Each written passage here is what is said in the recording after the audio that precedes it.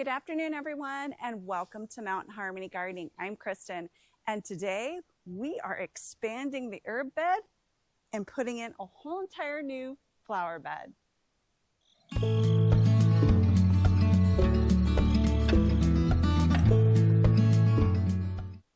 It is finally spring here, and I can actually start planting.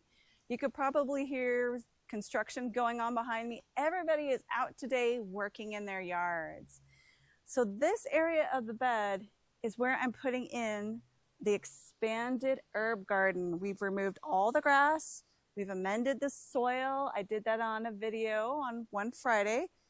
And we're going to be putting in some feverfew right here. Look at that pretty variegated sage. Putting in a rosemary plant right here.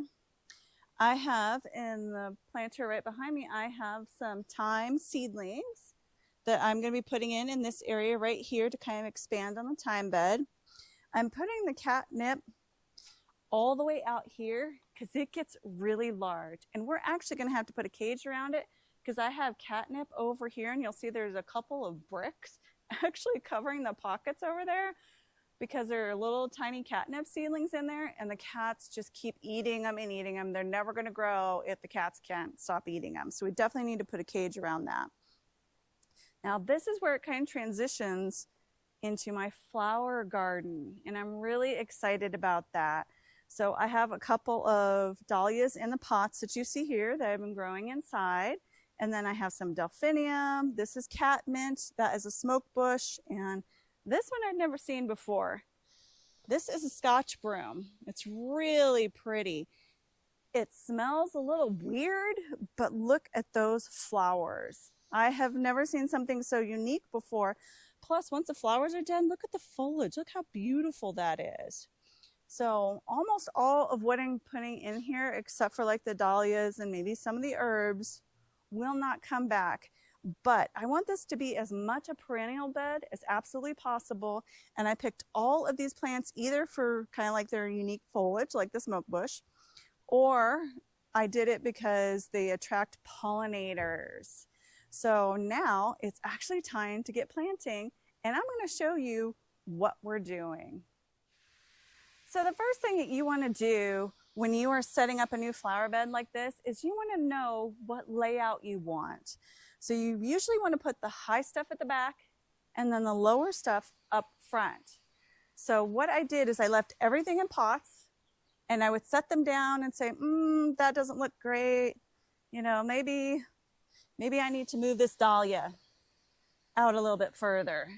And these are an individual, like I got 4 of them, and I'm going to plant them kind of along here. You know, maybe that dahlia can go back. This one can come forward, the sassafras. You know, kind of move it around, and that way I know where I want everything. Plus, I also want to leave a lot of room for the 2 shrubs that I'm putting in, because they are going to need a lot of space. Plus, something else that I thought about is this is our bedroom window right here. I want to know what is out here and that I can see it really well. So I actually have gone inside, looked out the window. I'm like, oh, look, you can see everything. So like when that one gets really large and it has flowers on it, you can see it's actually starting to flower, then it'll be really pretty right there. And it'll grow up probably about as tall as the window. And that'll be perfect. So the tallest is the back, shortest at the front.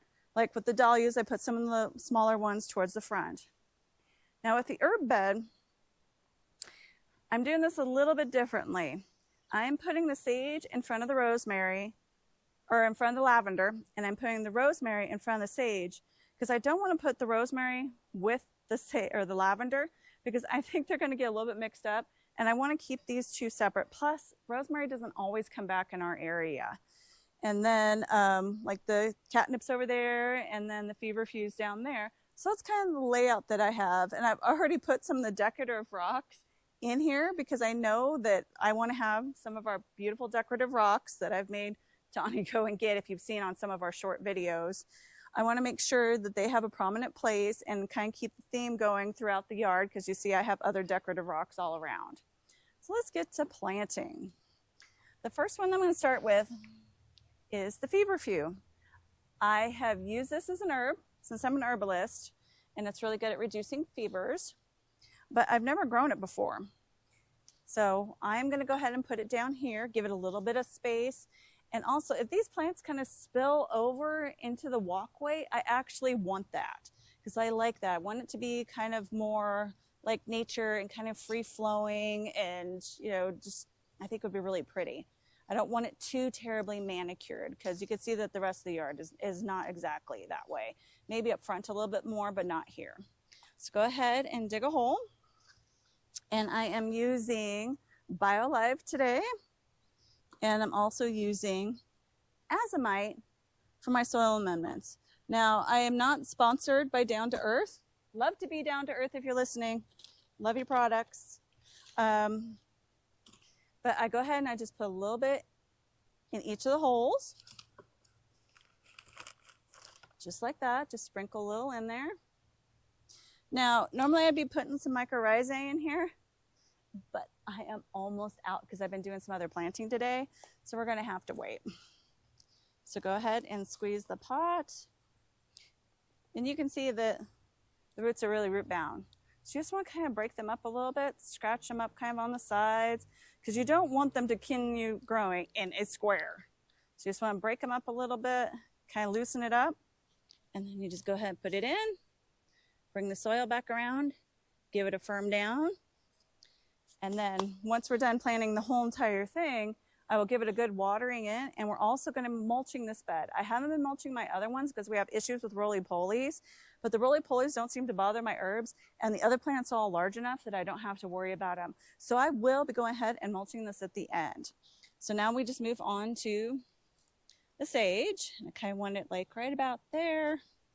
So dig down, and we have really amended the soil. The soil was really bad. If you saw my video on my garbage soil, actually look, I'm still finding screws in here. So yeah, we've amended as much as possible. And if I am digging and I find, oh my goodness, what is that? I have no idea. Okay. Still finding trash. I take the trash out. So I've done the best that I can in the whole entire yard. So go ahead and put in a little bit more of the azomite, and then the BioLive. And this will help give them a good start. And then later in the year, I will be using the compost tea on them. Okay, now this one, see the roots are quite a bit different. So you just kind of just loosen them up just a little bit. This one doesn't need a whole lot. It's not really that root bound. Go ahead and put it in, bring the soil back. And there you go. Is that simple? And just put its tags back in so I remember where everything is. I usually do. I know the names of most of my plants. Sometimes I'm like, what's that one? I have so many, but I do know what they are. All right, so I'm going to go ahead and plant the other ones, and I will be right back after I do that. I have all of the herbs planted. Donnie's working on making a cage for the catnip. I've got the thyme all planted, the rosemary, the variegated sage, and the feverfew. Now I have a few other herbs that I will probably be putting in here later on. I'm just waiting to get a little bit bigger. Now on to the perennial bed. For all the flowers, it's pretty much going to be the same method. I'm just going to go ahead and dig a nice hole for them. I'm going to put in the BioLive and azomite. But if you're doing a shrub like these two back here, you can dig out a little bit larger hole, about maybe like from this pot, probably about like that much larger, and you can put in some good soil.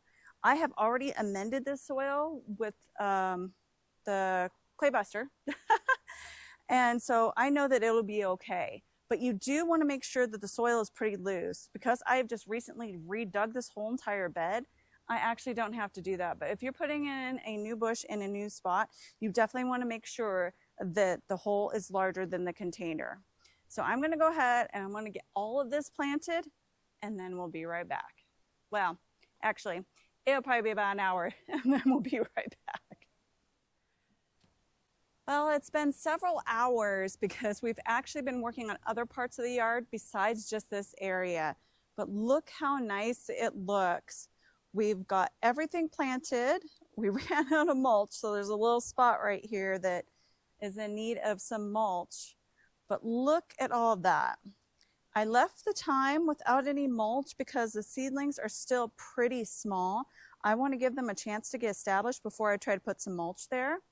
And I'm thinking about maybe putting some dill probably in this area because it feels a little empty. But otherwise, I think this turned out really good. This was probably one of the better ideas that we've had, is to actually take out our lawn so we have a lot less to water and then put in this beautiful garden with the path. The pavers still need a little work on them, but we're not completely done with this big project either. I still have some other plants that I need to plant in. So, and more mulch to put down. There's a few thin areas. So we're getting really close, and that'll be a separate video in itself. But this looks beautiful. I am so excited to have this done. This was well worth it. So thanks for watching, everybody. Please don't forget to like, subscribe, share, and comment.